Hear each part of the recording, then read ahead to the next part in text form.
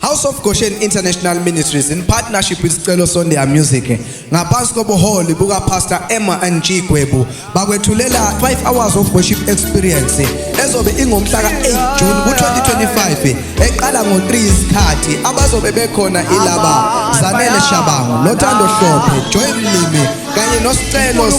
Sondia abaqotshwa bakaNkulunkulu abazobe bekhona kuzobe kukhona Apostle LK Ncube from KCCI kuzobe kukhona Apostle NG Gofari Ncamphalala from Bethesda Worship Center uze ungaphuthelwa akungenwa ke mahala itikiti VIP 70 rand General 50 rand be blessed be there or be told